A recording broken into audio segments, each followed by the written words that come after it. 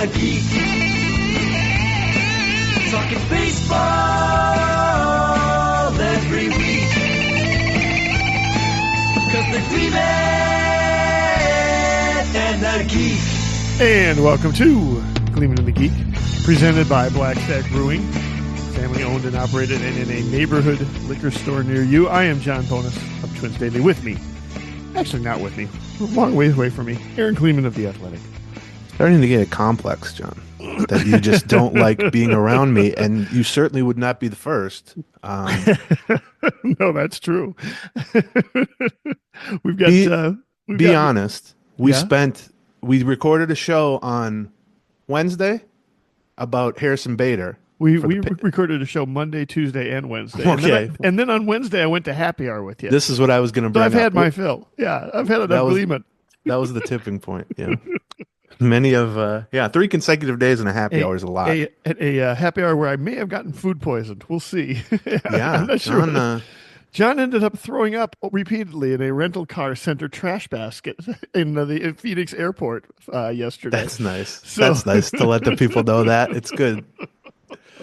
Doubled over in a rental car center, throwing up into a trash can. I said to John, and I swear this will not be a long conversation about throwing up, but I said to John a moment ago, I said, you strike me as not a frequent thrower-upper, just because how can you be, really, when you're a barfly? You know what I mean? Right, yeah. And John said, no, I think I'm about average. I think I'm about average. And you are, yeah. I've the heard funny this before. thing is that I think people would see me as, perhaps a lightweight, not physically certainly, but like mentally, and sort of, I don't know, weird about such things. I think I've thrown up once in 15 years. Yeah, I think you're weird about such things to the opposite end. I think you're weird about you're so self-conscious about that you would not want to ever throw up around anybody. Yes, which, nobody wants to. Don't get me wrong. That was not the height of my day yesterday. That was one of the low points of the last 3 months. Like you didn't elbow the person in the Hertz line and go, watch this. This is gonna be the highlight of your trip. Oh man, for sure. Anyway, we are 5 days out now as we record this Friday afternoon. It is my understanding that the Twins are going to announce their 2 signings, which we're going to discuss at length here on the show any moment. So when that happens, we'll give you a little breaking news chime in, but no surprises. We just have to learn what the second 40-man roster spot being cleared is. One is Michael Hellman. But we're 5 days, 6 days from pitchers and catchers reporting on the other side of the country from you, which you'll also be at. Yeah. And the Twins were kind enough to just under the wire make a couple of moves, and I'm not going to sit here and call them high-impact, headline-grabbing transactions. We did shows, as you mentioned, on the Patreon side for those lovely people, reacting to the Danny Coulombe signing, and then the very next day, like 24 hours later, reacting to the Harrison Bader signing. We just subjectively decided that we would often, like when they sign Correa, for instance, we do an emergency episode that we call it. So the idea is when you're a Patreon subscriber, we react in real time or as close to real time as we can, get it out that day, that night, next morning, whatever, our immediate thoughts. And you get an hour and a half on that. Yeah. Commercial-free hour and a half, all that. So go to the Patreon on patreon.com/Gleeman. We're ramping up for the season, so it'll cost you like $2 a week. You'll get a whole bunch of extra Twins talk throughout spring training. But we decided at some point, and we have theme songs for that because we have lovely people who make theme songs for us. And so we have an emergency one, and we realized, I think it was the Jay Jackson signing last year, where I thought, well, it's $1 million middle reliever, 36-year-old, and they ended up cutting him pretty quickly. It ended up being inconsequential, but it's one of those, we realized there's emergency ones, but often, especially with the Twins of late, they're not emergency. I mean, we don't want to get anybody's hopes up, like, oh my God, everybody rush, download this, whatever. It's more like, we decided we'd call them urgent care. Like, we need to discuss. Yeah. So we got a song for that one too. So we deemed the Danny Coulombe one, which came first, which was $3 million from left-handed middle reliever, urgent care. And then the very next day, we deemed Harrison Bader, which I think is going to end up being $6.25 million guaranteed for a fourth outfielder, backup center fielder. We deemed that one emergency. Now it's twice as much money, but also I really wanted to just dust off both theme songs before spring training started. Yeah. So we're going to talk a lot about both of those. Because the emergency, I mean, they're both good theme songs, but the emergency one's an absolute banger. No question about that. Well, I just like the one where he goes, paging Dr. Gleeman online. I like that part. Because it's really, my mom, I'm sure, hears that and goes, that's what he was supposed to be, is Dr. Gleeman. But the moron couldn't take one science class in all of his college, in 5 years of college or whatever. So we're going to talk about those signings. Kind of important for the doctor degree. Yeah, it turns out. No doctor, no lawyer. Yeah. Just a guy who does Zooms with John Bonus after he throws up. And was it not a biology class that ended up driving you out of the University of Minnesota? Am I forgetting that? Yeah, it was. It was in fact biology, right? Well, yeah, you needed to take 2 101 level science classes. So it was like biology was one, and then whatever the other one. I signed up for both of them. Didn't go to class for the first month. Realized, oh, well, this is bad, and then dropped both of them. So I haven't passed either of them. So yeah, okay. But I choose to frame it as I declared for the pros and left college. That's right. Yeah, that's what I did for a job offer. Gotcha. Okay, so let's start going through some of these actual transactions that the Minnesota Twins have made. They waited 3 months, and then they did them back-to-back days. Are we going to start with the urgent care, or are we going to start with the emergency? Well, I'll group them together in sort of the big picture, and then maybe we can go step by step here and walk through. But, you know, the Danny Coulombe one, which is $3 million for a lefty reliever, who Twins fans are familiar with. He pitched parts of 3 seasons, 2020, 2021, 2022 with them.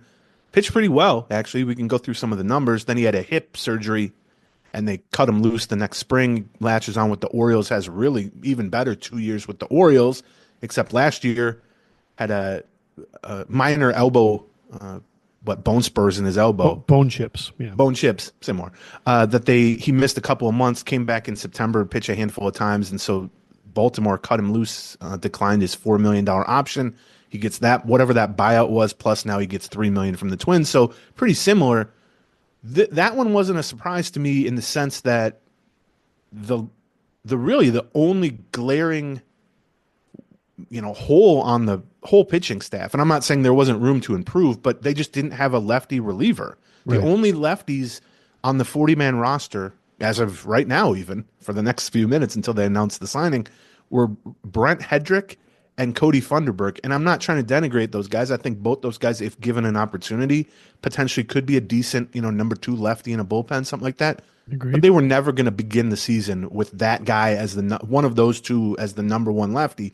And so Coulombe, checks that box, fits that description.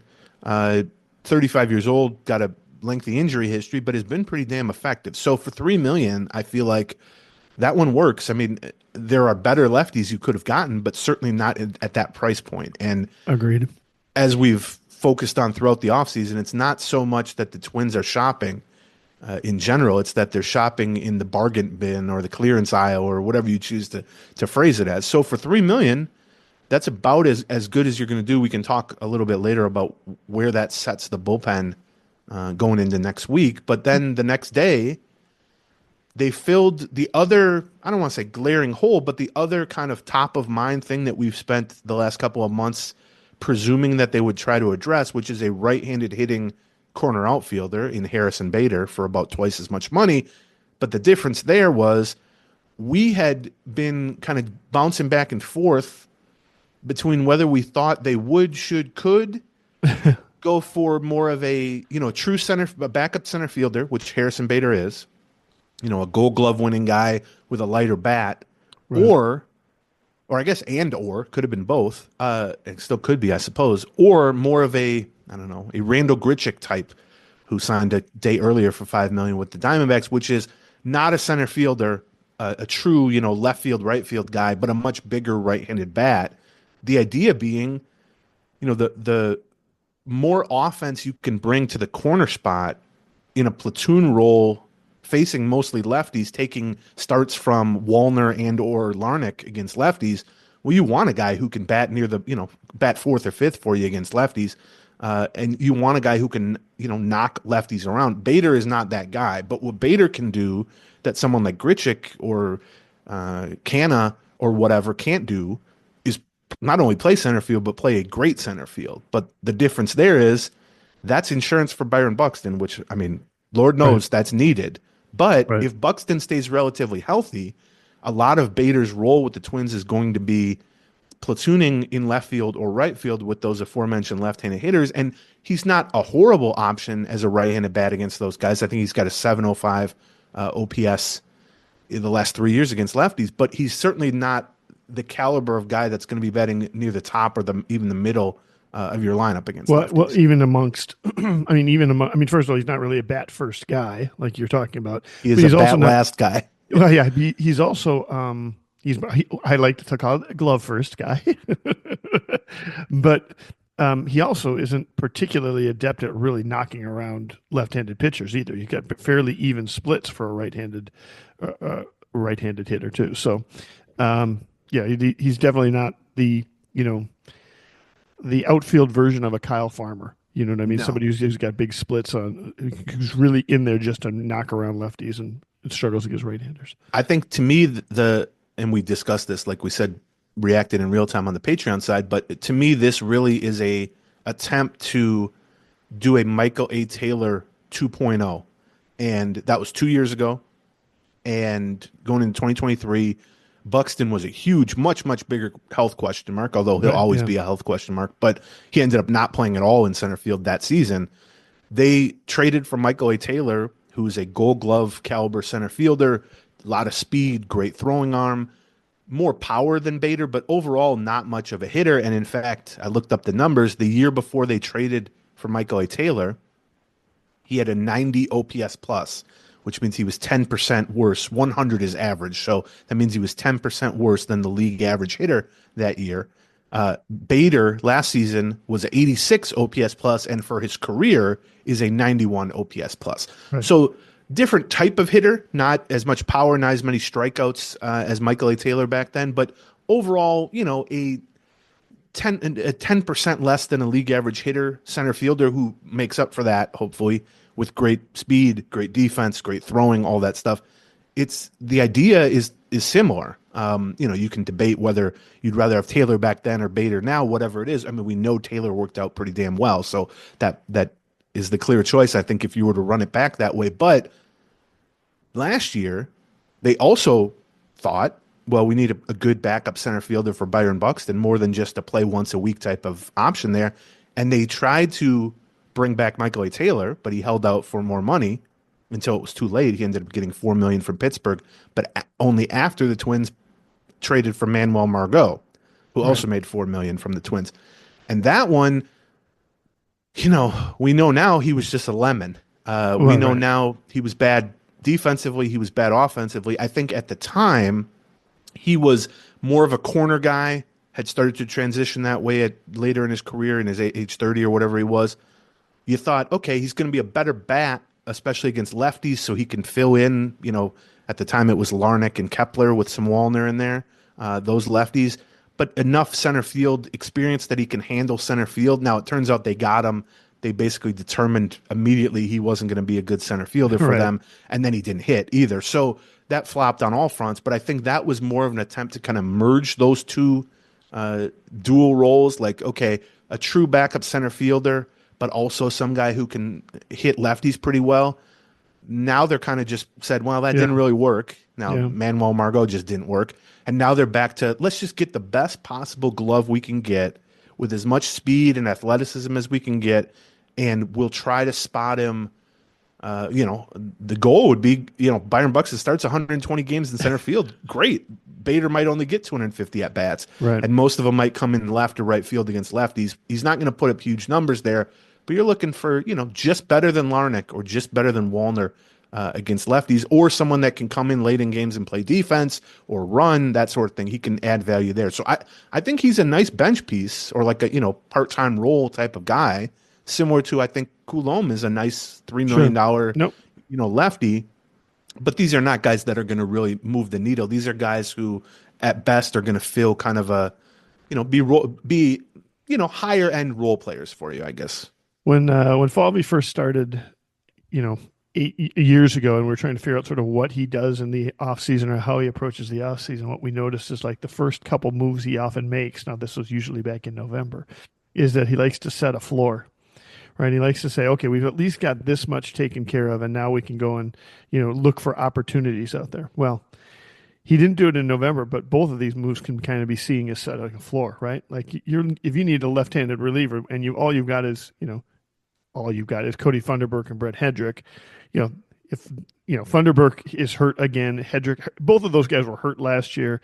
You are really you're potentially going into the season without a safety net, right? With those two guys as your primary left-handed options, right? And same thing with Buxton to some extent. With Buxton in center field, if things go poorly, if he gets hurt, you could have 300 at bats sitting around there, which you're not totally sure what you're going to do with. And if that backup center fielder is Austin Martin or Willi Castro, you're leaving yourself open for a lot of stuff. So, I mean, these moves strike me as something that in previous years, had we not been waiting 3 months for a move like this, we would have evaluated them had they been made in November that way. We would have said, well, these are necessary moves. These are plugging an obvious hole. They're not high impact moves. And, with the $25 million of payroll room we got, now they can go be opportunistic out there.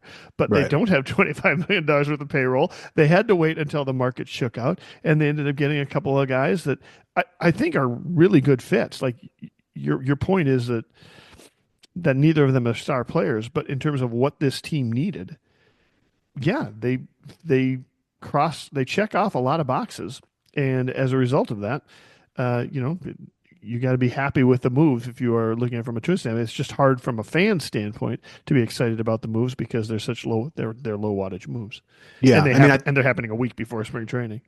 Yeah, I think it's a good. I think I agree with you, which is like these are the type of moves. I mean, you would say going into the offseason, if these are your fourth and fifth highest profile moves, it was probably an interesting offseason. Well, these are your first and they're only moves so far. Right. And so it's similar to what you were saying. If these are the moves that set the floor and then you go and raise the ceiling, to continue that analogy or metaphor, then yeah, that's interesting. But there may not be any other significant moves. I mean, Harrison Bader may be their most significant addition. At least we can talk momentarily if we still think somebody's going to be heading on the way out over these next 5 days or a couple weeks, I guess. But these are value signings. These are two signings for, like I said, veteran high-end role players who check boxes and could do it well. They're not without risk. I mean, Coulombe's 35 and had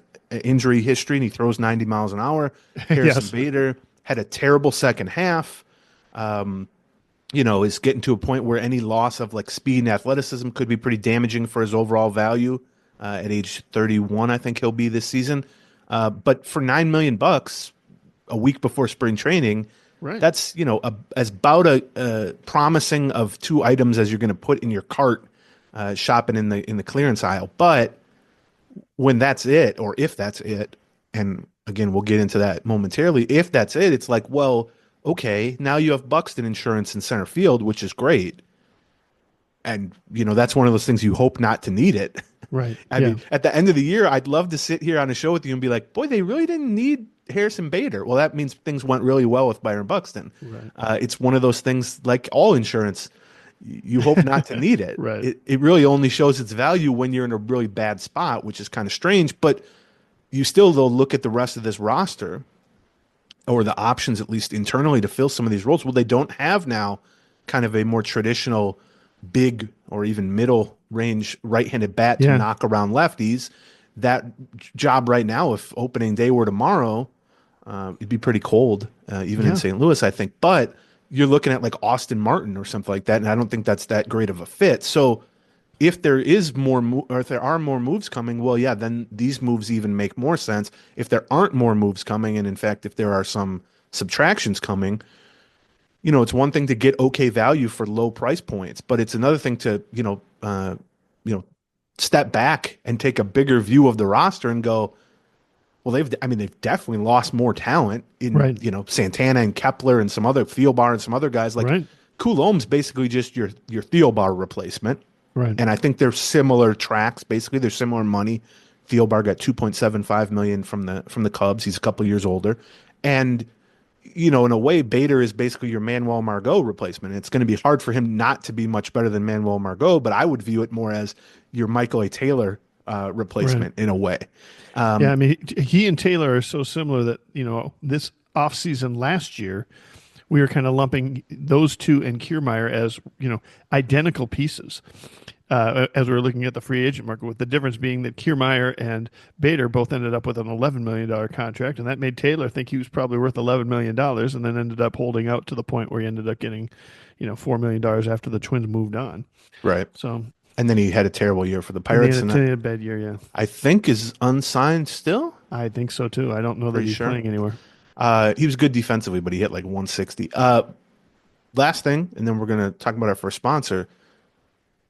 And we'll get into this, but like, what's next, or is there something coming next? There are two ways to view it. One is, well, they could still kind of use a left or a right-handed hitting corner outfielder, but I've said that for 10 years now, and they haven't done it. Right. I've kind of given up on that. They could also potentially still use a true like backup shortstop, particularly if Brooks Lee is not guaranteed to make the opening day roster. He could be the backup shortstop and, let's say, the starting second baseman. But if he's at AAA, or if you're going to make him compete for a job, who plays when Correa doesn't play? And as much as we sit here and talk about the need for higher end Buxton insurance in center field, well, he played more games in center than Correa played at shortstop last year. So Correa is as much of an injury question mark, I would say. And who's your backup shortstop? Well, right now, maybe Brooks Lee, maybe Willi Castro, maybe, fill in the blank. Dan Hayes reported yesterday, I think, that the Twins were in talks or reached out to John Birdie, who ended up signing a $2 million deal elsewhere. He's like a utility man. And also Luis Urias and Paul DeYoung, who are like, bounce around guys. DeYoung, I think, hit 20 homers, but batted like 190 last year, as kind of Kyle Farmer-esque, I would say, backup shortstops, maybe like 1 year, veteran type of guys. My question on that, and we're going to get into that after we read our first a couple of sponsors here, but my question on that would be, if you bring one of those type of guys in to be your backup to Correa at shortstop, from both a monetary payroll standpoint and just a roster standpoint, like 4 bench spots exist, and you filled one with Bader, one with the backup catcher, which is Vasquez at the moment, like you're running out of ways to have Willi Castro, I fear. Both in terms of role, both in terms of literal roster spots, and also, I guess, in terms of payroll too. So before we talk about that, let's talk about our first favorite sponsor, Blackstack Brewing, presenting sponsor of Gleeman and the Geek. If you heard the last episode, you heard the Winter Meltdown, which Twins Daily's Winter Meltdown. Blackstack Brewing was a sponsor of that, and as a result, everybody there got a couple of Blackstack beers as part of the piece. You got to try out their local 755 New England IPA, their Slopes French Pilsner, their Pull Tabs Pale Ale. I will tell you, I sent out a survey at the end of that to all our Winter Meltdown folks. Aaron Gleeman, you've seen the results of that survey. I bet you half of them said great beer, like something that the Winter Meltdown has.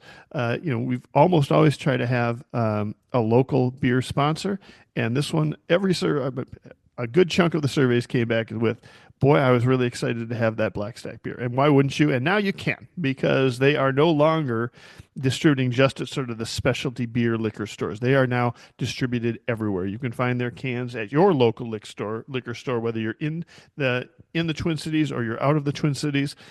And I mean, that's a big move for them. They want to grow and they want to bring their beer, because I mean, some local breweries lean into the experience of being at their store.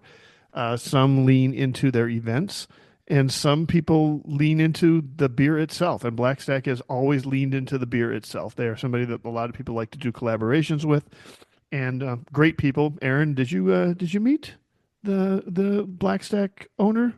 And I don't think so. no, Was well, he Ryan Jeffers or Simeon Richardson? I know I know Phil Miller did, and Oh, they I'm had a sure. little love fest between them because the Black Stacks owner Cooper is a huge Twins fan. He's a big fan of Phil Miller's work. So anyway, check out Black Stack Brewing. Easy to check them out at your local liquor store. If they're not there, find them at your local liquor store or stop by their tap room. It's near 294 and 280. So. Our second sponsor is Acorns. Acorns is an app you can download if you're trying to get yourself into the stock market a little bit and you are afraid, which I think a lot of people are. You can just kind of download the Acorns app. It allows you to invest very little money at a time. You can do like with your spare change. And it's a way for you to kind of ease your way into investing. So it makes it easy to start automatically saving and investing so your money has a chance to grow for you, your kids, and your retirement. You don't need to be an expert. Acorns will recommend a diversified portfolio that fits you and your money goals, and you don't need to be rich. Acorns just lets you invest with the spare money you've got right now. You can start with $5 or even just your spare change. So just head to acorns.com/Gleeman or download the Acorns app to start saving and investing for your future today. Here's the disclaimer. Paid non-client endorsement. Compensation provides incentive to positively promote Acorns. Tier 1 compensation provided. Investing involves risk. Acorn Advisors LLC, an SEC registered investment advisor. View important disclosures at acorns.com/Gleeman. So, Dan reported on the shortstop stuff. I think certainly I would also think they need another right-handed bat for the outfield. Probably they don't agree with me. We say this every year around this time. But the idea in general just is after adding these two guys to the roster, and clearly with guaranteed money, they're both going to be on the opening day roster if healthy. So you need to sort of, it has a trickle-down effect on the rest of the roster. The bullpen now, as we can get into in a moment, is pretty much locked in.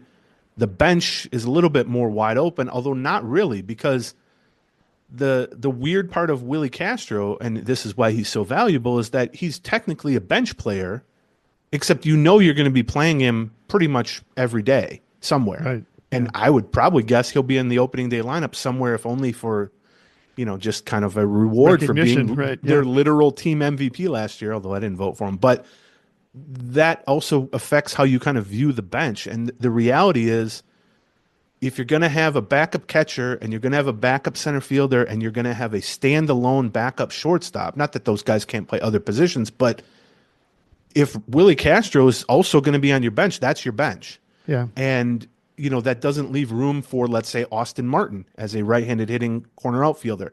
That doesn't leave room for any number of other guys that you might, Mickey Gasper as a bat or something like that. And it also doesn't necessarily leave room for more than one of Brooks Lee and Edward Julian.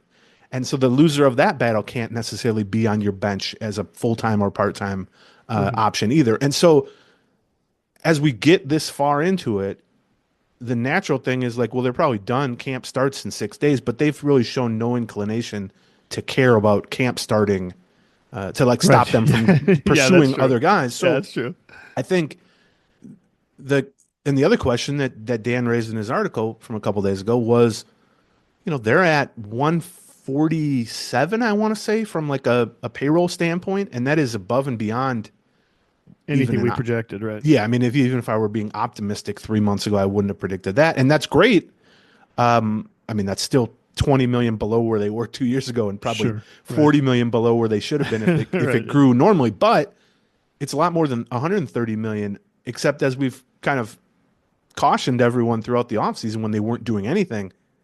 It's not like you have to hit a deadline with that. Like, it's not like you have to get cap compliant by March 1st or something. And so my question would be, if you're going to sign, Paul DeYoung or somebody for, I don't know, 2 million, 3 million. I mean, I got to think it would be that at the very least.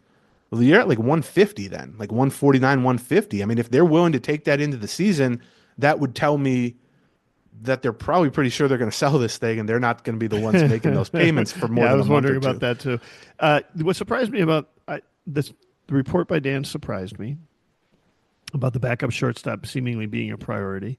And then I thought about it. I'm like, well, let's see. You had 4 free agents, 4 significant-ish free agents walk last year. You replaced Thielbar, you replaced Margot. I suppose that you want to replace Farmer. Like, that's what he was that was his role, right? But the one that you really wanted to replace was Santana.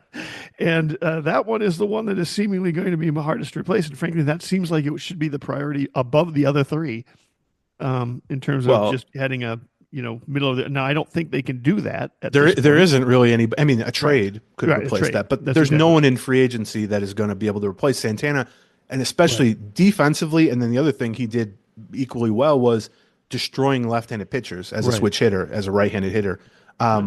You're not going to do that, but I guess the thing now is, and I agree with that. I mean, you lost Kepler too, but you're sort of have your replacements in Larnach and Wallner and him. So the other thing I'll say though is like Kyle Farmer wasn't a backup shortstop last year. Right. Well, I that's mean, true too. pretty quick. I mean, he was hurt for part of it. He didn't play well, but even setting that aside, they didn't play him at shortstop. They played Castro over him at shortstop. They played Brooks Lee over him Yeah, you're right. at shortstop. And so, I look at like Paul DeYoung and Urias and guys like that, John Birdie, who they were apparently interested in before he signed for $2 million elsewhere.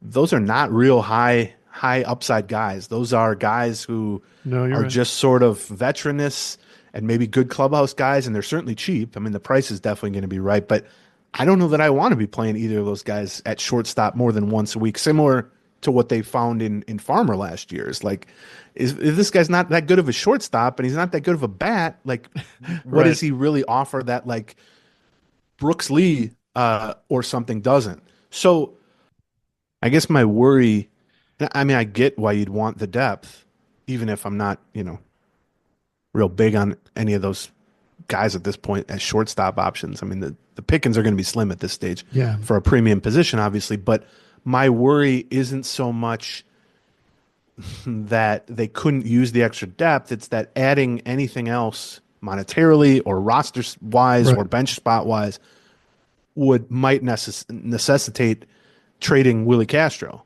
And that's something we've talked about. I mean, he has a $6.5 million salary, so that's third on the kind of could be traded list behind Vasquez and Paddock. And I guess if you're sort of trying to find a way to shed $5 million, you could either trade Paddock, but if they're not getting value there, we've talked about the difficulty in trading Vasquez, especially because you don't have a backup catcher you love, and you're going to have to eat a bunch of that anyway.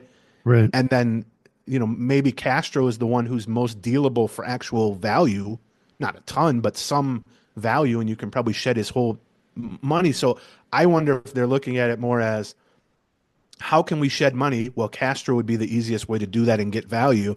And then what would we need to backfill if we were to do that?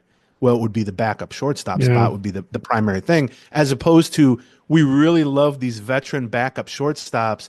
But, if we brought in Paul DeYoung for $3 million, well, we just have to trade Willi Castro. I mean, logically, that's a stretch. So I wonder if it's, the other thing what's driving what. You can actually probably get something for Willi Castro if they are trying to take a look at sort of like, okay, we need to be able to fill a first base spot with a good platoon bat to complement Miranda or something like that. We're having trouble finding anything on the free agent market.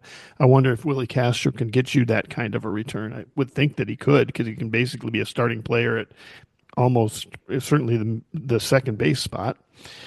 I'll be shocked. I mean, you think they're going to get a starting caliber first baseman for Willi Castro? Well, I don't know. I know I'm saying a platoon partner with Miranda or something. But that's like that. that's the big part of the platoon. So that'd be that's true. You're 400 or 500 at bat guy. I mean, if they can do that, let's do it. Bat first-ish guy, like a CJ Cron type for DH or something like that. I don't know. Sure. Except then you still need your backup shortstop.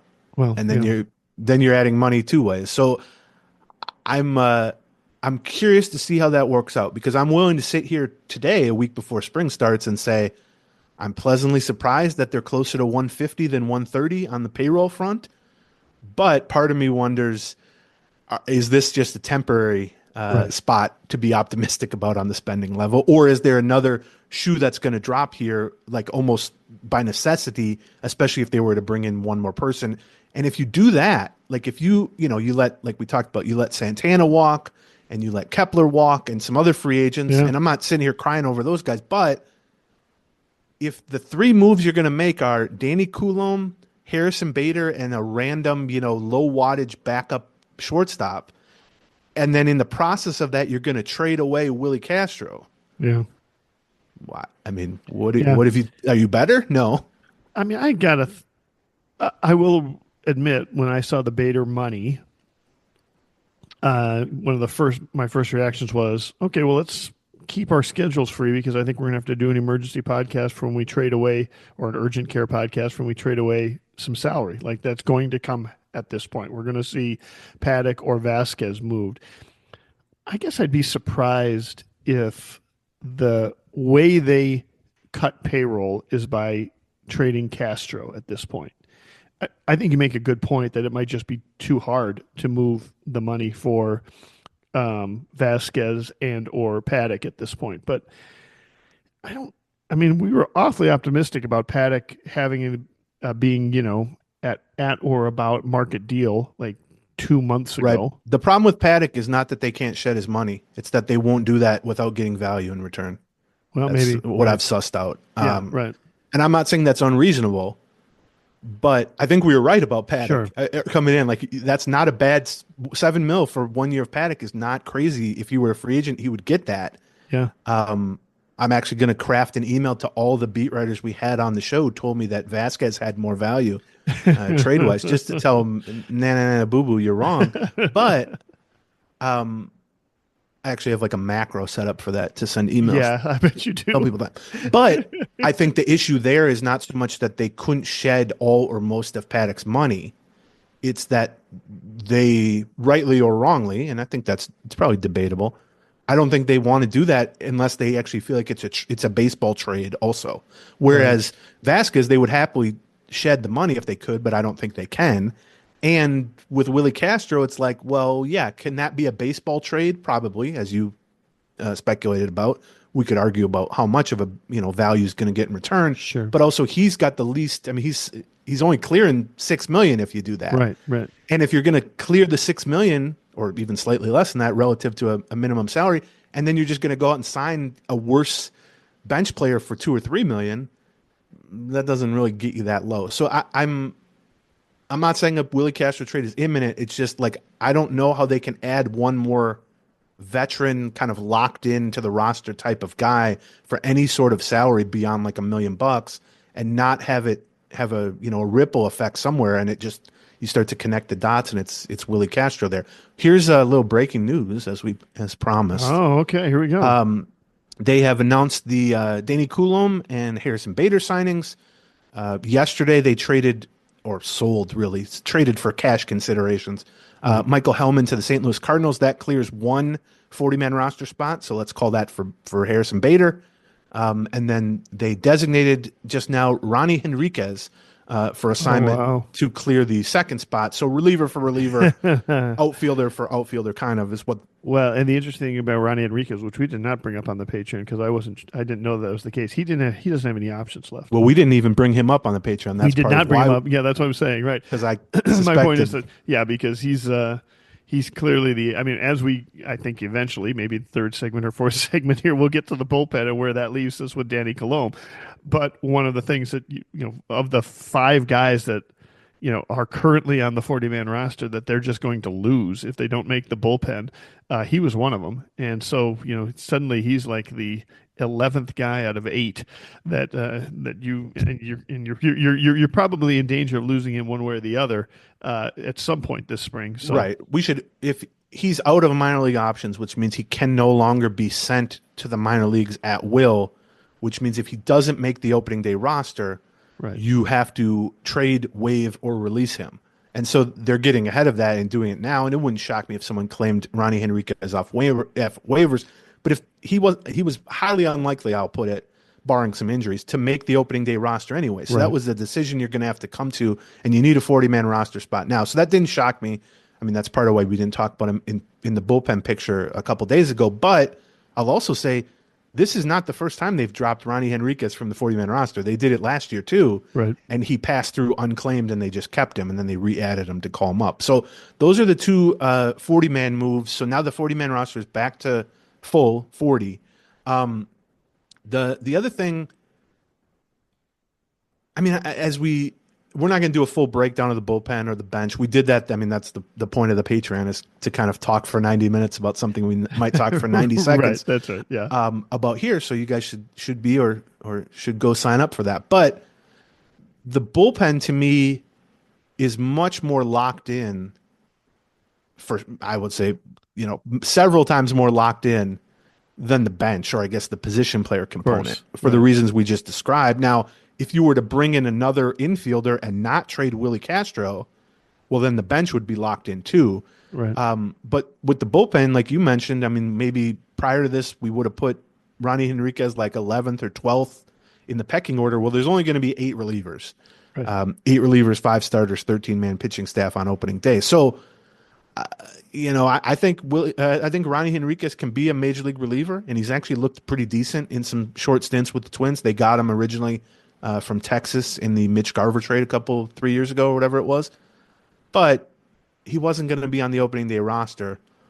And we've seen these sorts of decision-making before with like Nick Gordon, other out-of-options players, where it's like you can just kick the can down the road and you don't have to technically make a call on them until, March 26th or whatever, when you announce the opening day roster. And it'd be great to hang on to these guys for depth purposes in case if 6 relievers get hurt in camp, well, then he is going to be on the opening day roster. But unfortunately, the purpose of the 40-man roster is to kind of keep players from being hoarded in that sense. So he seems to me logical. I did wonder if, because you're adding a left-handed reliever, if the 40-man cut might have been Hedrick or Funderburk, although theoretically, if either or both of those guys go to AAA and show they're healthy and pitch well for a couple months at AAA, you might want 2 lefties at some point in this bullpen. So I could see, and if Coulombe just is old or injured again, well, then you're going to have to turn back to one of them anyway. Right. So, yeah, I mean, Enriquez makes a lot more sense because, like we said, within 6 weeks, he's probably going to be in that role, in that position anyway. You're right. We might as well just have both of those guys can be sent down so you can keep them in the organization. You're not worried about losing them if that happens. And, yeah, like you said, it possibly – I mean, first of all, it's not like Colombe's injury track record is such that he's an absolute horse. He's missed a lot of time. He missed a lot of time in his first stint with the Twins, let alone – even last year with the bone chips and stuff. So he's one of those like mini horses. Have you ever seen those like at a state fair? Like the little, I know what you're talking about. Yeah, that's what he's for Parks and Recreation. Like little Sebastian. Wow, John. I was so sure you had never watched Parks and Recreation that I was just going above your head to make a reference. I have not watched Parks and Recreation, or not very much of it, but I know about little Sebastian. Look at you, John. It's always a coin flip with John in pop culture. Well, that's because he's either super into it and he knows everything about it, or he's like, what's Game of Thrones now? What? I'm not really. Anyway, would you tell me the order here? Would you prefer to start talking now about Harrison Bader or Danny Coulombe? I'd like to do is touch on our sponsors real quick. Oh, that was a third option. There we go. We're going to switch to BetterHelp. BetterHelp is one of the sponsors of Gleeman and the Geek. They've been a sponsor now for almost a couple of years, and it's because we believe in what they do, which is they remove the obstacles that you have towards finding therapy. It is hard enough when you have decided. It's hard enough to get to the point where you're like, I need to talk to somebody else about this, or I need to talk to myself about it, even that much. And then you get to the point where you're like, okay, I'm going to start opening up about this to another person. And then you're like, well, who is that other person? When am I going to meet that other person? How am I going to meet that other person? Well, it turns out that BetterHelp can help you out with that. All you do is you just go there and you fill out a quiz or a little questionnaire, and they're going to help you out. They're fully online. They make therapy affordable and convenient. They're serving over 5 million people. You get a diverse network of 30,000 credentialed therapists with a wide range of specialties. You can easily switch therapists at no extra cost. Just go to betterhelp.com/Gleeman today, and you can get 10% off your first month. Discover your relationship green flags, it says here, with BetterHelp. That's BetterHelp, H-E-L-P, betterhelp.com/Gleeman. That's right. And next sponsor is something you were just talking about at Happy Hour. You were bragging about having cooked some kind of pork loin dish or something from HelloFresh. It was Chrissy that was bragging about it, but she was bragging about me, so I'll take it. You guys are one and the same. We did a pork loin dish from HelloFresh, and They had a I mean, I cook a lot with or without HelloFresh, but they had a cream sauce that you made with it because this is all in one. Like they give you the vegetable, they give you the meat, they give you the little condiments on the side. Everything is all They send you a included in little bag. card with Yeah. the recipe and a step-by-step instructions for the With people like me who pictures. don't know what they're doing. Exactly. And the cream sauce they made, which was sort of a sour cream and mustard sauce or something, absolutely fantastic. Brightened up the dish, made the whole thing fantastic. So You can get up to 10 free meals and be like John Bonus and Chrissy Bonus, which I've never said before in a positive way, but I'm saying in a positive way now. You can be like the bonuses. Get up to 10 free meals and a high-protein item for life at HelloFresh.com/Gleeman10FM.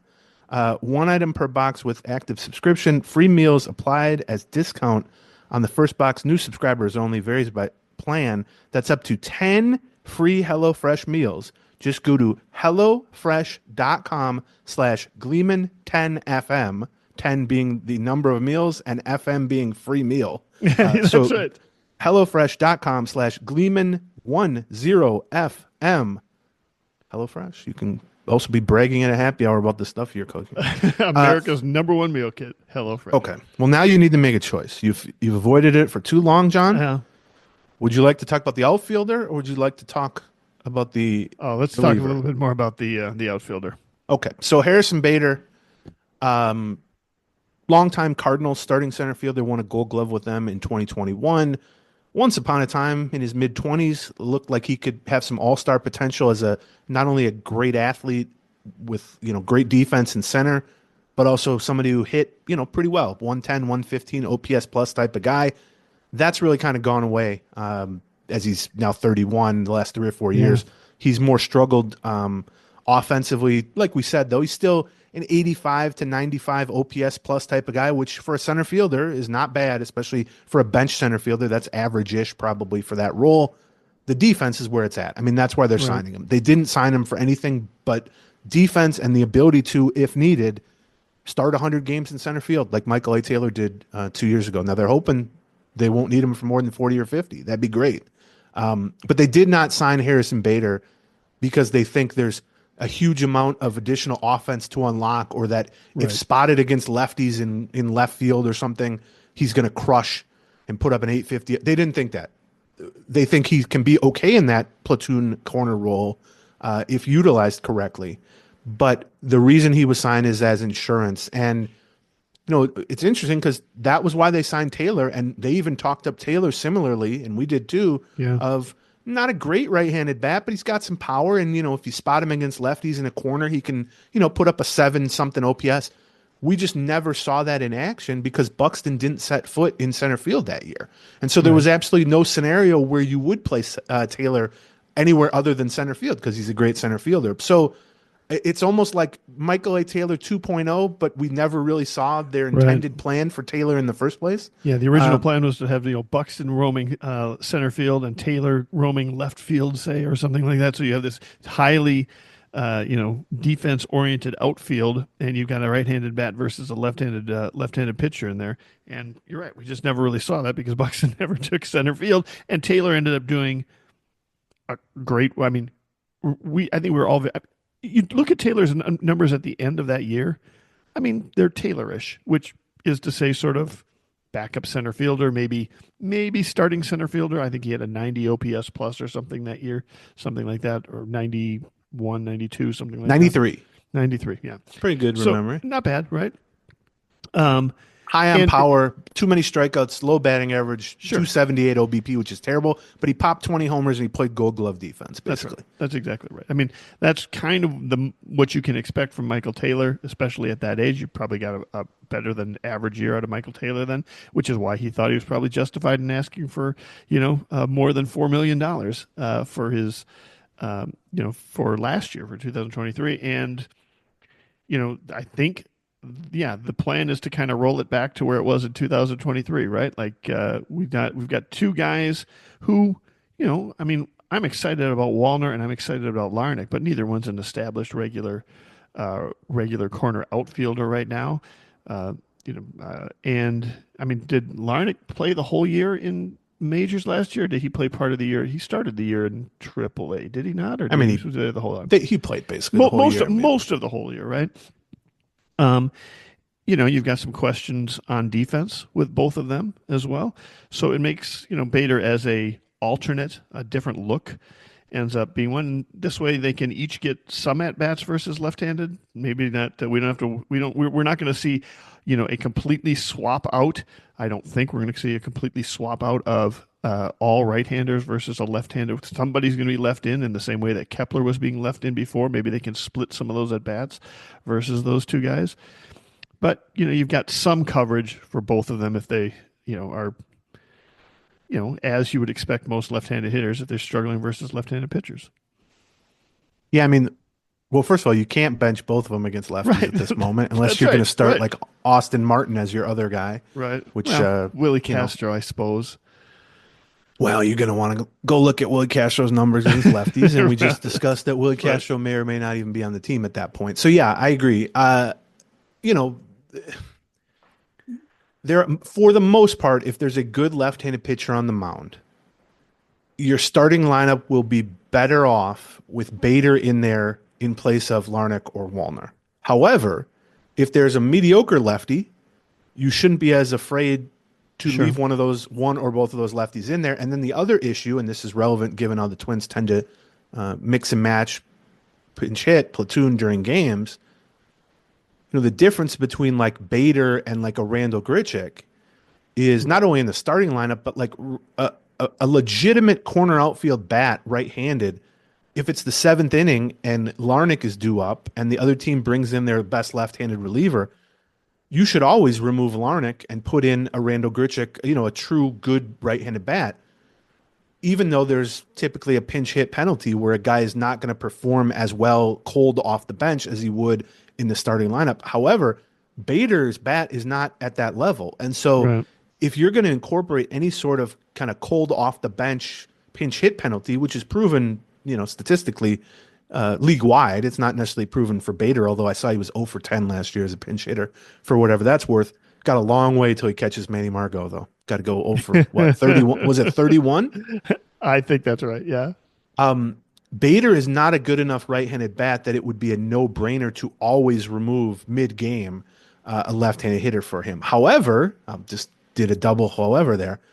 The one other component to that is, if it's the seventh inning, I don't know that Bader is, representing that much of a better baseline expected, production against lefties than Wallner or Larnach. But what I do know is it's all there. None of those three options are that great. And if it's a close game, you're probably going to want Bader in defensively for the late innings anyway.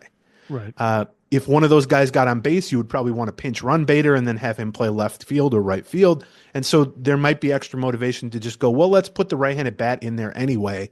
I think that will be his role basically. I mean, it's a 300 to 400 at bat role if Buxton is, by his standards at least, reasonably healthy. I think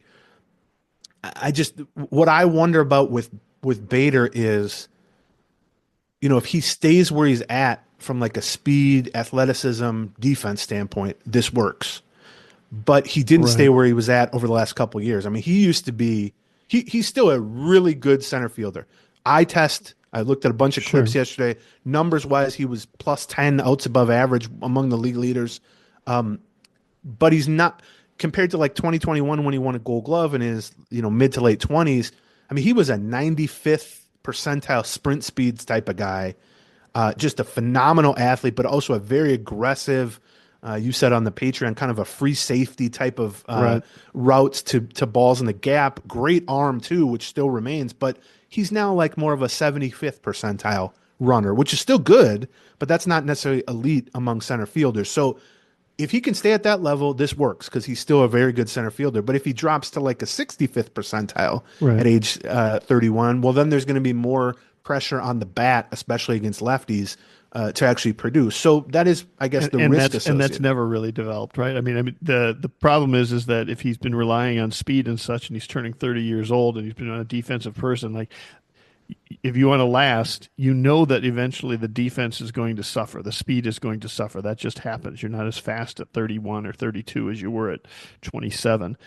So at some point, you've got to make the adjustment to, okay, I'm going to just, I mean, kind of the Michael A. Taylor thing. Like, I'm just going to pop some, I'm going to, and, it's not like he hasn't done that. He's shown some ability. He's had he had 12 home runs last year, something like Yeah. that. So it's not like you can't, it's not like he doesn't have that skill anywhere in it. He just hasn't had that skill consistently. And in particular, he's also not really had the skill necessarily to stay healthy all the time either. Like he's had some injury issues. I mean, yes, last year he played 143 games, 108 starting in center field, and both of them were career highs. Right. So, I mean, on top, you've got, he's also, going to be paired with Buxton a little bit in that. So yeah, between the two of them, you would hope that they can get through a 162 game season together without seeing too much of Austin Martin roaming around in center field. But yeah, Bader's got to stay. He's got to do a couple things which he hasn't particular. I mean, if his speed fades, he's got to do a couple things. He's got to stay healthy and he's got to hit. And neither of those things, that's been a pressure for him for his whole career. And he's never really shown the ability to take the next step in either of those areas. Yeah. Last 3 years against lefties, 308 plate appearances combined. So like 100 per year, which is about right. 705 OPS with 9 home runs, which that's serviceable. I mean, yeah, that's right. You'd take that from Larnach or Wallner in that spot in those lefty on lefty matchups, especially if it came with much better defense and speed. Right. But that would be a bad year for a lot of corner outfield type of guys. But I do think you weren't going to find, especially at this price point and this time in the offseason, there's no way to find a better kind of dual role guy if the dual roles are legitimate center field insurance for Buxton, which there really isn't anybody better just for that. But if you're adding in a serviceable right-handed bat for the corners, I mean, that's 2 guys are needed to fill that role well. You've now potentially filled it with 1 guy, which helps monetarily and roster standpoint, but also one of those roles, which is the platoon corner, he doesn't really do that all that well. So that's the trade-off. I think this also, when you take a look also at sort of who's playing defense in the corners, it maybe prioritize defense and center a little more than you would. That maybe if you don't have a lot of faith in Buxton staying healthy, you probably don't want a mediocre defensive center fielder in there patrolling with Wallner and right and Larnach and left. You probably want somebody help smooth up some of those areas in the gaps. So. Yeah, I mean, I guess my worry at this point, considering how the lineup looked in the last 6 weeks of last season, this puts these type of moves, going defense first with your backup outfielder, keeping Vasquez as the backup catcher, who obviously didn't hit much but is a good defender, not bringing in a first base replacement at all for Carlos Santana, who was one of your better hitters last year. And then if there's even further, if you end up trading Willi Castro and replacing him with sort of a run-of-the-mill, just kind of placeholder backup shortstop, who's obviously there mostly for defensive purposes, I mean, your bench is not going to be real fearsome. And that's for a team that likes to mix and match and platoon and, bring guys off the bench. And my question there would be like, are they going to do that less, or are they just going to do that the same amount with guys who are not as well suited to be productive in those roles? And that I'll toss in Austin Martin there too, because right now, if he makes the team, which he could, out of spring training, the role for him would be like playing left field against lefties, and then Bader plays right field or center field. Obviously, you can play Buxton some at DH too, which I think we're going to see I would say at least once a week, probably, and then you'll see Bader in center. But I mean, Austin Martin's not a guy who's going to light it up production wise against lefties either. So they seem very defense focused, which is fine because the defense was an issue last year.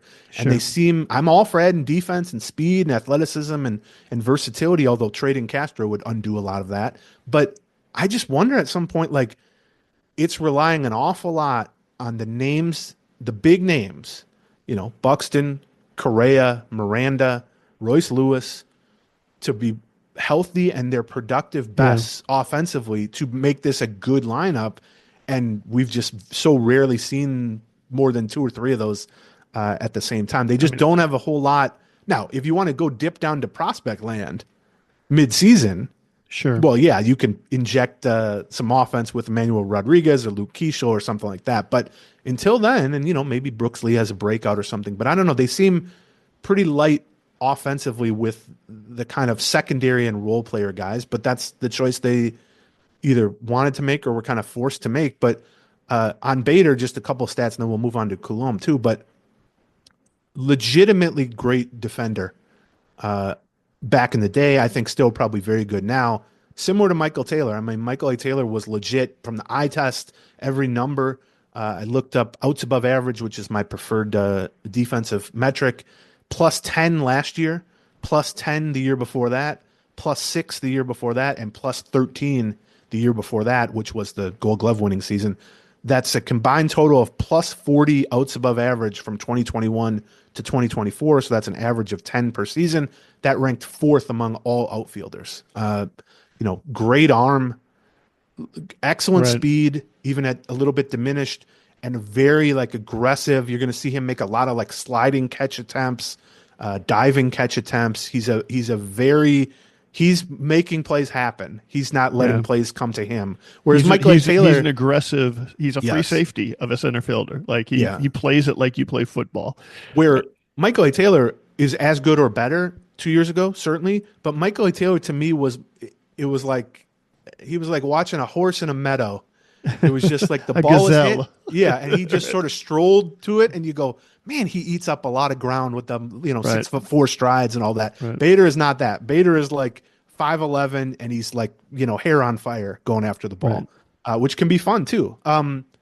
Let's before we talk about the Coulombe and bullpen component of this thing, let's talk about our last couple of sponsors. Prize Picks is Prize Picks. We've got a deal for you that you've got to jump on right away because the big game is coming Sunday, last game of the season. And if you join Prize Picks right now, they've got a special deal for the big game. Basically, the way Prize Picks works is it's fantasy based, or it's fantasy sports, right? So, whereas just like if you play Roto baseball and you are trying to guess how particular players are going to be doing, you think you got a lock on this person's going to score a lot tonight or they're not going to score a lot tonight. You can end up putting money on that with Prize Picks all through their app. And go ahead. You can build sort of a lineup or a combination of players, and you're choosing more or less of a yardage total. More, do I think they're going to score or not? That sort of thing. And the beauty here. For Sunday's game, I've got Saquon Barkley. I think he's going to score more than half of a touchdown. Right. You think he's going to score a touchdown? Basically. Yeah, exactly. Right. And so then I'm going to win some money. But for Sunday's game, they also have one where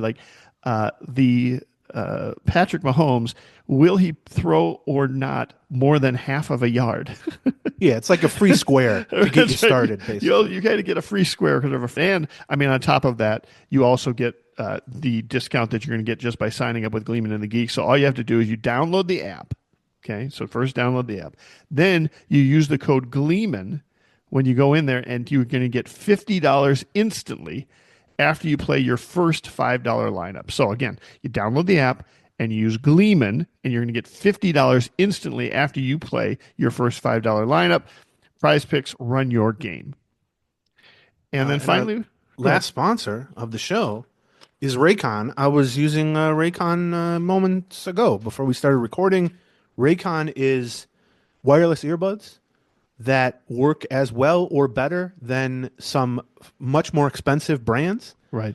And you can get them inexpensively. And also, I have found battery life is often better.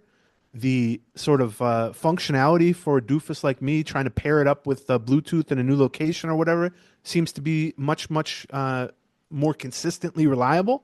And as you have found, because you sometimes will go running distances with these in your ear, the actual physical fit or feel in your ear is really good too. So we are both Raycon users now for several years, and you can be too. You just go to buyraycon.com/Gleeman to get up to 20% off site-wide. That's right. You'll get 20% off site-wide everything on Raycon's website, including 20% off all headphones too when you go to buyraycon.com/Gleeman. That's BUYRAYCON, buyraycon.com/Gleeman. All right. Let's talk about Danny Coulombe, who's obviously familiar to a lot of Twins fans if they were paying attention to 2022, 2021, and 2020. He pitched a total of about 50 innings for the Twins over those 3 years. He had signed a minor league deal with them ahead of 2020.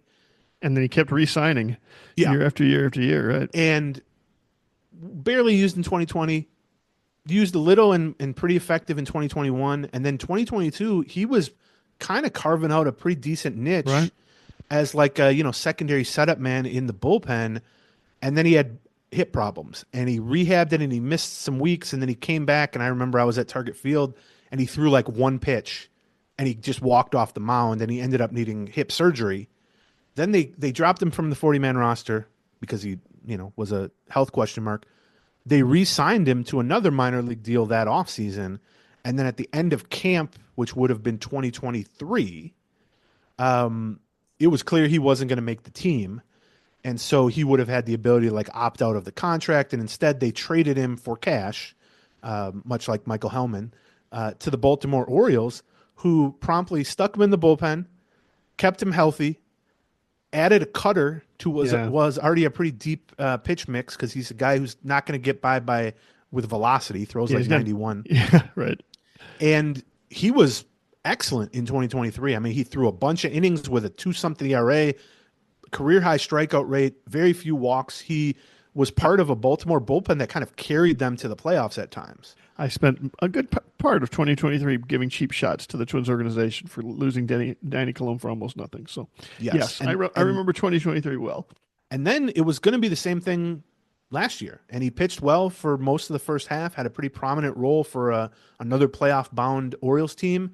And then he had bone chips or bone spurs in his elbow, got shut down, had what is a relatively minor surgery. I remember Johan Santana had that a couple of times with the Twins. It can become major if you don't get it fixed because you can get some nerve damage and all that stuff. But missed a couple of months and then came back in September and pitched effectively. And they used him once in the playoffs too.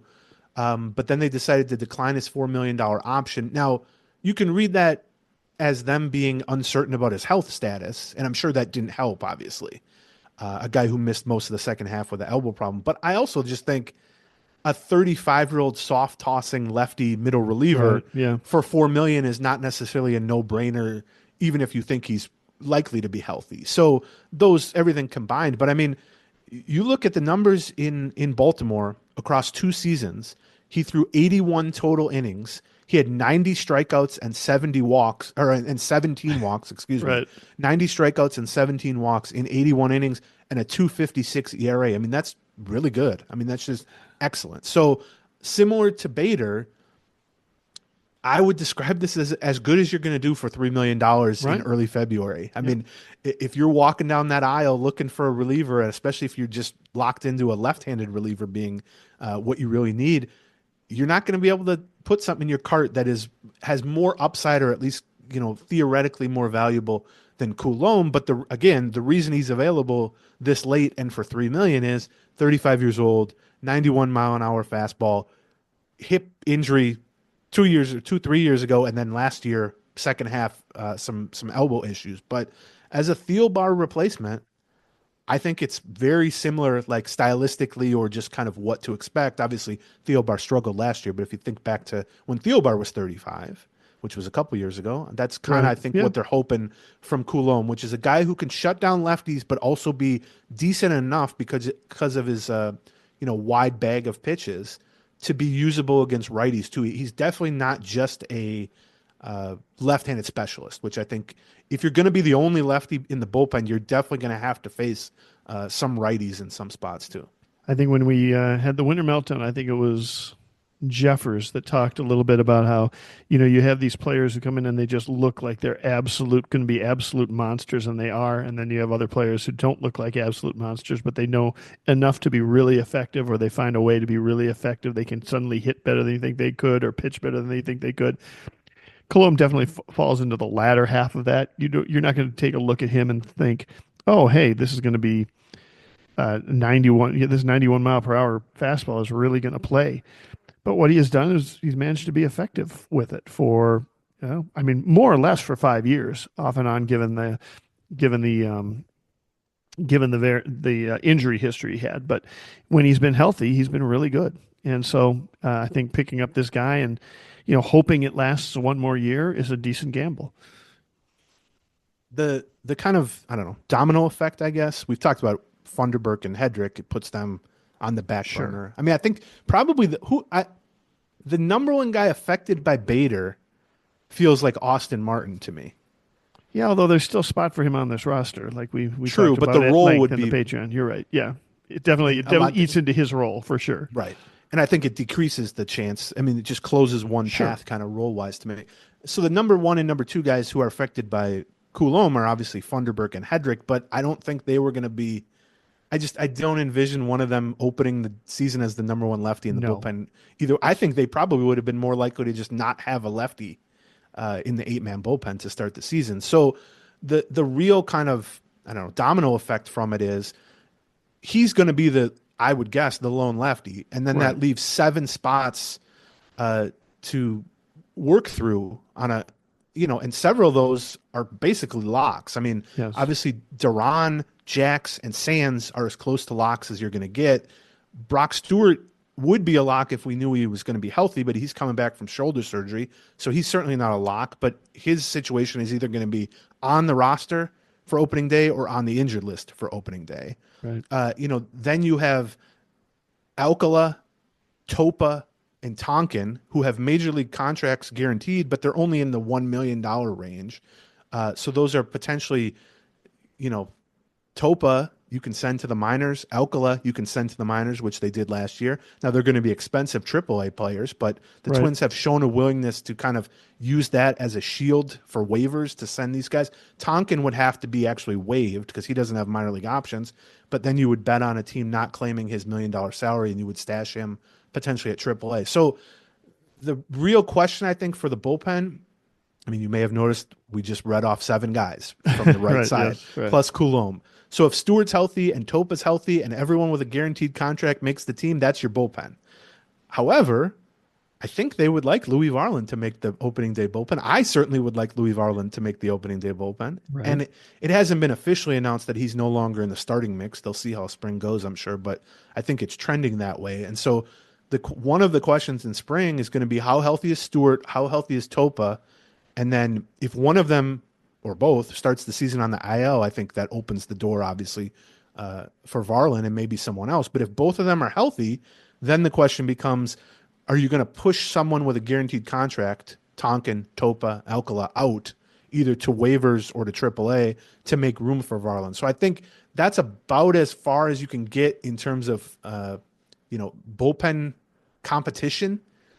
Although odds are, I mean, 2 of those guys are entering camp with injury question marks, and somebody else will get hurt. We should call out that both Alcala and Topa have options remaining, right? So they can both be sent. They can both be sent down without having to lose them. It's just weird to send down 2 guys who are clearly veterans who, at some points, over the last 2 years, have had high leverage roles, and now suddenly they're being pushed out of the bullpen. I think you can't find one of 8 spots for them. And then, did you mention Castellano as well? Yeah, so he's the Iverson Castellano Rule 5 pick from the Phillies. Any addition you make to the bullpen at this point is decreasing his odds directly because as a Rule 5 pick, first of all, he's barely pitched above single A. He's made like 8 AA starts. He's never pitched at AAA. And he's been a starter his career. But you don't take a guy in the Rule 5 draft if you don't think there's some chance that he's going to have upside and, willing to kind of stash him as a long reliever. That's what the Twins did once upon a time with Johan Santana. That's common to say, we took this AA starter in the Rule 5. We're just going to make him the 8th out of 8 relievers. We're going to use him for 2 or 3 innings at a time, once or twice a week, and just sort of get him some work and get him some development, but not really put him in any games that matter. But who are you pushing out at that point? And then the other thing is, even if you can get him on the opening day roster, if you say we're going to waive Tonkin and we're not going to put Varland in yet, or we're going to send down Topa, or somebody's on the IL, what happens if you play 3 games and you need a fresh arm in the bullpen because you cannot send a Rule 5 guy down as you would with some of the other guys. So that's also a question in camp is what are you going to do with Castellano? Have you added enough relief arms that it makes it unlikely that he's going to make the team, in which case you're either going to send him back to the Phillies or you're maybe going to try to work out a deal with the Phillies so that you can remove the Rule 5 status from him. But yeah, I mean, I think there will be some competition for spots in the bullpen, and the injury question marks mean that it's, not exactly locked in. But they have a good deep bullpen. I mean, right. they've got plenty of options. Looking at this team right now, you take a look at the starting rotation, seems overly full almost, like to the point where you're not going to be able to right now have room for Festa, who I'd really kind of like to see in there, or maybe even Zebby Matthews. You've got a bullpen where you look like you're going to have, you're already starting to cut some assets from the organization. And the biggest question mark I have about this team going into spring training is what's the offense going to look like? Because they lost Kepler, they lost Santana, and while they've replaced some of the fringe players, and I think we agree that the roles that they picked up are good roles to pick up, I'm not sure that this team is going to be able to generate enough offense, and that's why the pivot to a glove first right-handed outfielder versus a bat first right-handed outfielder is still somewhat questionable. It's also why I think it's open question as to whether or not they still try to add somebody or they still try to make some moves over there. And I'm surprised they haven't leaned more into the offense. But, I think maybe taking a look at Falvey, like that's just the way it always is. It seems like they're always trading for pitching. They trade away hitting and they get pitching and they figure out they're going to figure out some way to put the hitting together. I don't know. Yeah, I mean, I think if Buxton were just a normal center fielder, yeah, maybe it's a different story. Maybe. But they clearly feel the need, and I also agree with that you can't just have like a normal backup for him. You can't treat him as a guy who might be healthy for the whole season because he's not going to be. And they tried that for the first 3 or 4 years of the Falvey regime of like, oh, well, Jake Cave's our backup. Okay, you better be ready to play Jake Cave 100 games then in center field. Yeah, right, or, we're going to go with Rob Refsnyder out there. Or we're going to go with Gilberto Celestino. Or Austin Martin. Well, right. And that or Manny Margot for that matter last year. Right, yeah. Like that's the limiting part of Buxton, and it's mostly good when he's good. I mean, you want a Buxton on your team, and at $15 million a year, he was worth double that last year, and he only played 102 games or something. But you have to have insurance for him that you wouldn't necessarily need to have for other people.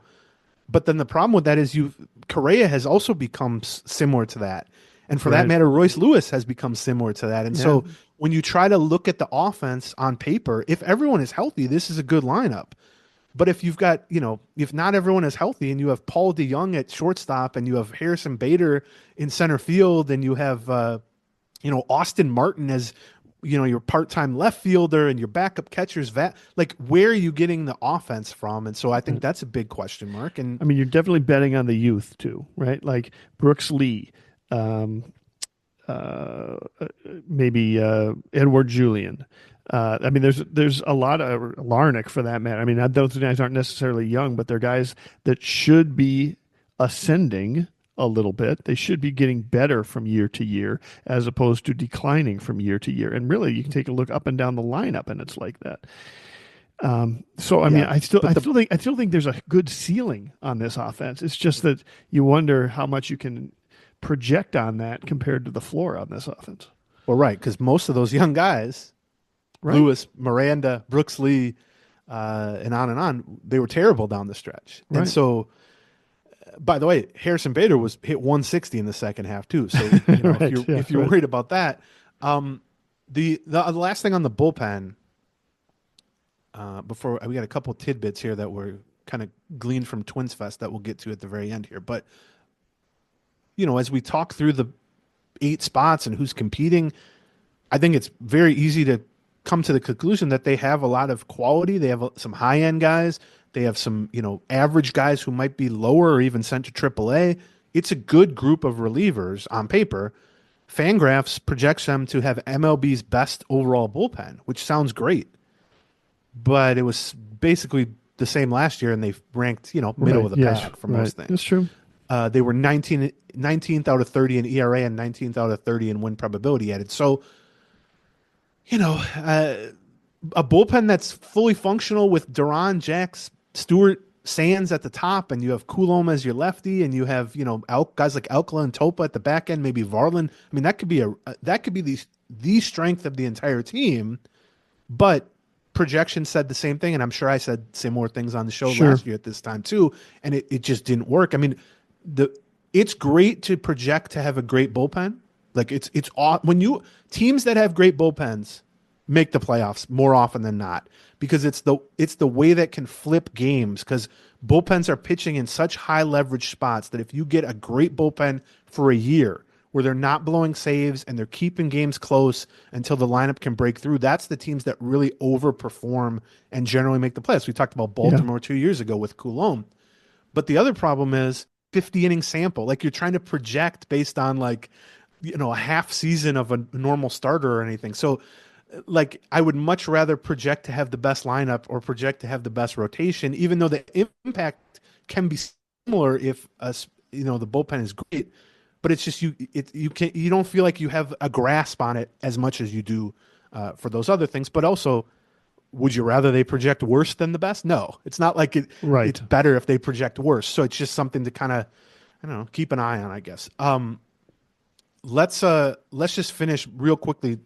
Very briefly talk about the announcements they made over Twins Fest about the TV situation, because we haven't talked. Oh my God, yeah, right. Since then, there were a bunch of things from Twins Fest, but we covered all that stuff on the Patreon side too, which I would encourage you to join. Patreon.com/Gleeman. The one thing I definitely wanted to touch on here, though, is Dave St. Peter talked about some more details about the new television, or I guess it's not even television, broadcast setup. First of all, the direct-to-consumer product is going to be out basically next week, was the plan, I think. Middle of February. 2/11. Yeah. Yeah.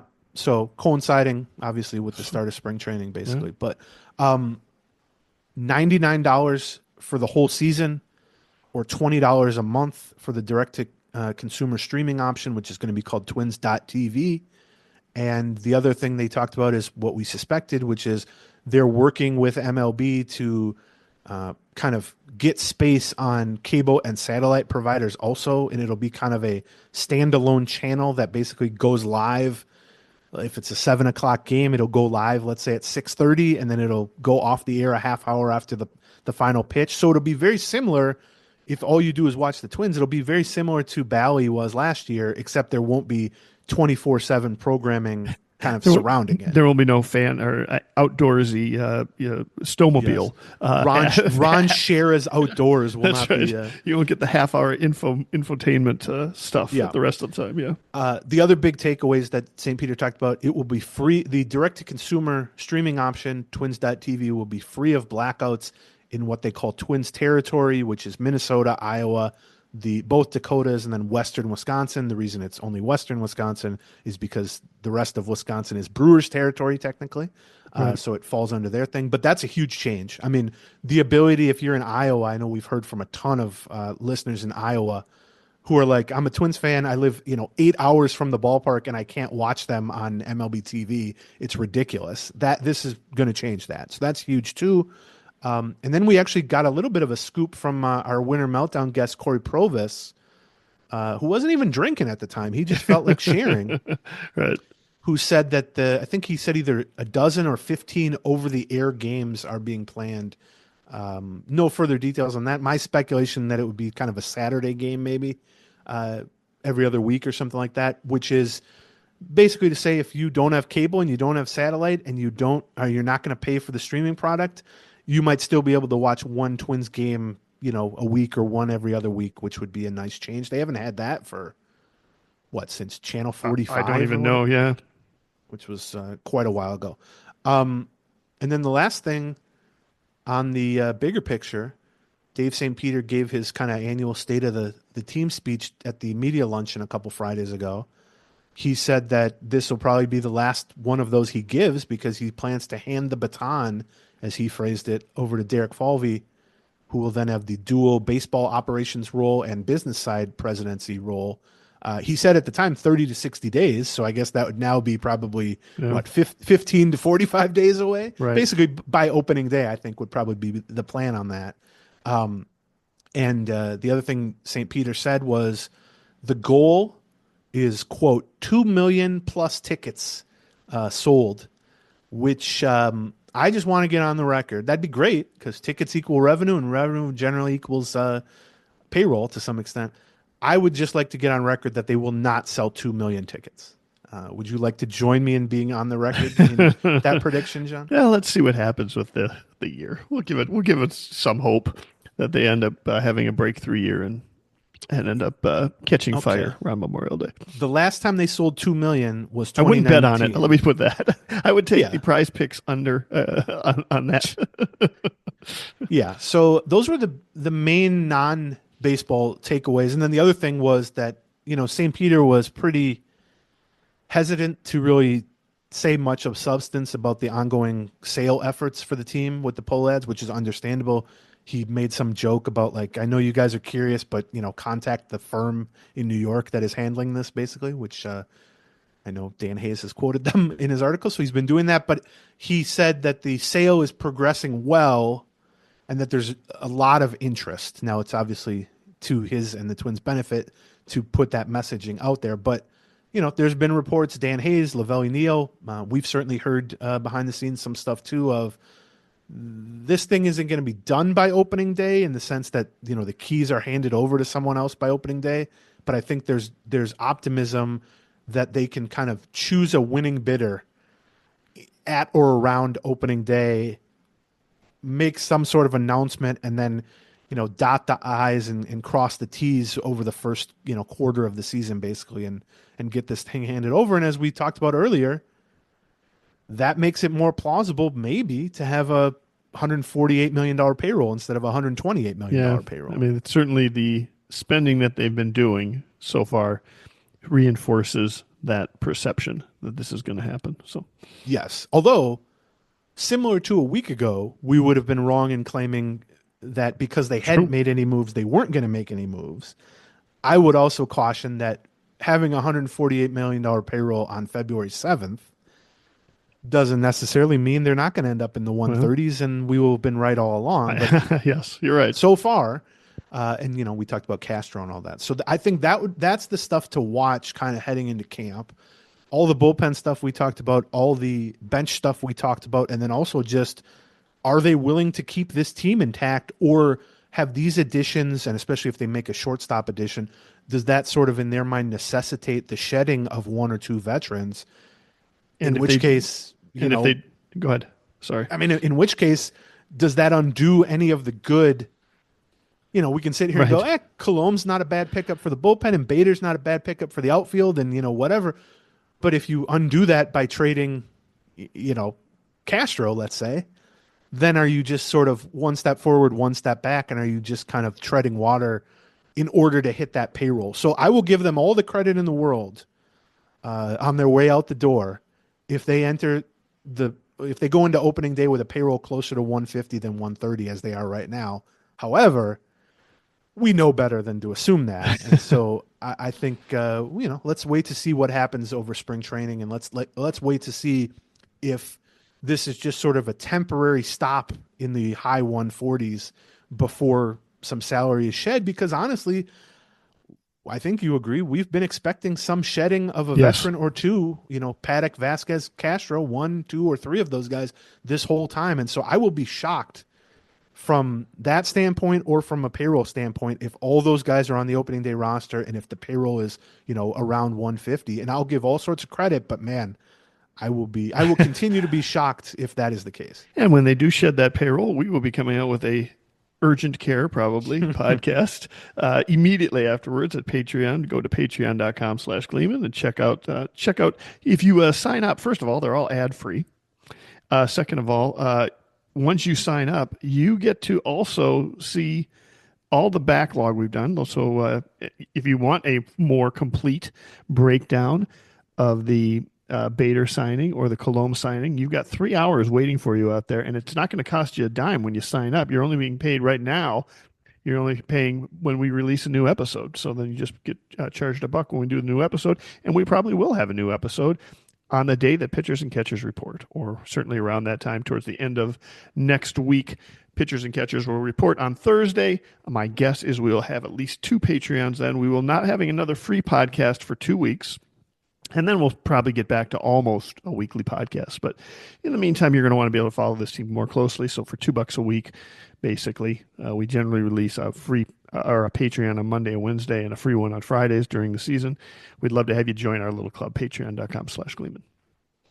Thank you to our sponsors. Let's see, Raycon, HelloFresh, Prize Picks, Acorns, and to our last special, but certainly not least, our presenting sponsor, Black Stack Brewing. It's now being distributed to all of Greater Minnesota. So stop by your favorite liquor store or the Black Stack Tap Room to grab your favorite brew or try something new. Your goal for the next several days, is to not throw up in a car rental agency. Well, what I was going to say is let's try to set a low bar. If you're going to throw up in public anymore, make it in Arizona at least. Don't also do it in Minnesota. I've already achieved that. Well, I'm saying you've already checked that box, so what's the harm in doing it again? That's right. Like, you're already known for throwing up in public in Arizona. I was thinking a public restroom as opposed to a trash can in the middle of a concourse. How about that? Okay, yeah, that's a good idea, I think, up. in general. But yeah, when John's going to be going to spring training, he'll be there, 5 days from now, and camp opens up, as you said. So we'll have a whole bunch of stuff for you pretty consistently in the next 6 weeks leading up to opening day. And then obviously once the season gets underway, we'll be doing pretty much every other day shows if you're a Patreon and a free listener too. And we would love to have you join us. I know a lot of people, obviously, when the season ends, they cut back on Patreon or on their spending, drop the Patreon. So you're going to want to ramp back up. I'm enthused by some of the things we've talked about and some of the things we have planned for this season, especially on the Patreon side for the loyal subscribers there, of kind of value we can add above and beyond some of the stuff we've been doing for the past 4 or 5 years. So I'm excited about that, but it all really relies upon John limiting the amount of vomit that he puts around the... John avoiding the food poisoning and or 24-hour flu that has afflicted him over the last couple days. So, all right. Thanks very, very much, Aaron, for putting up with my